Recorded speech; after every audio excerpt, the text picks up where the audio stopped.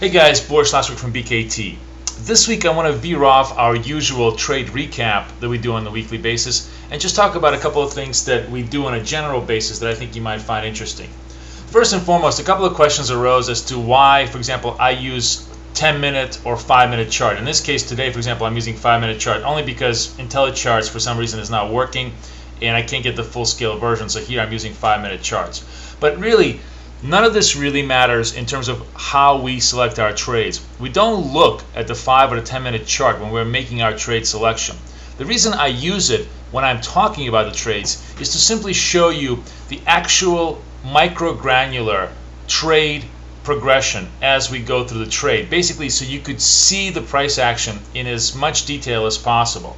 So one of the big misperceptions here is that we use very short-term charts to trade. Nothing could be farther from the truth. As a matter of fact, we always start with the daily charts before we begin our trade analysis. And I only use these kind of charts just to show you what happens once we got into a trade. So for example, this was the CAD yen trade we got into at the beginning of the week. As you can see, we got in around here, had a little bit of price action against us, and then the thing tumbled like a rock, and I trailed it all the way down. I want to show you just one thing that I think is kind of interesting.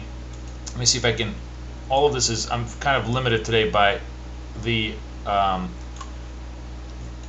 poor charting package I have because for some reason IntelliCharts is not working.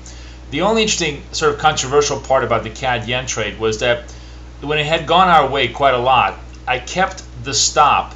We originally entered at around 190, but I kept the stop on the second half at 150 and let it go down all the way down here.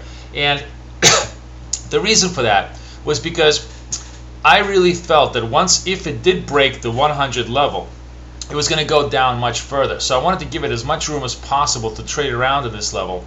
And of course, it didn't quite make it. It held the 100 support, came back up. We made 70 points on the whole trade. Probably could have made 90 points if I had pressed the stop a little further. But this was a trade-off between being greedy at the right time versus being fearful. And here's a very important lesson to learn. You want to be greedy when you're in the money. Remember, this is a trade where we had already taken off our first profit, had already booked our profit, had been at break even, had moved our trades all the way down to more profit.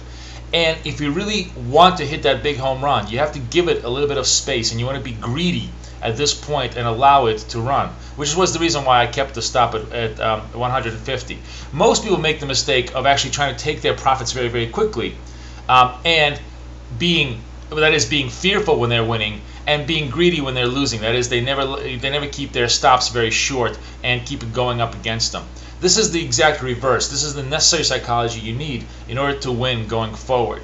So that's one of the interesting things that kind of happened this week. Was I wanted to show you that despite the fact that I try to do the right thing and be greedy, sometimes you get stopped out. But if you go on later in the week, just to show you that this 100 level, once it did get broken, like right around here, just hang with me. I'm just going to show you how when it did get broken. Here's the 100 level. It gets broken all the way down here. I'm just going to put my chart over here. You see this? This is the 100 level. Later in the week, it did get broken, and I was absolutely correct. Look at the monstrous decline afterwards. Once 100 gives way, there was probably about 200 points worth of action. Unfortunately, that action just didn't happen at the time that we were trading it, but we were doing the right thing by giving it the room to happen should it go our way. So I think that's pretty much the lesson of the week. Be greedy when you're ahead. Be fearful when you're behind. Don't do what everybody else does. And that should put you in a much more successful position as you go forward.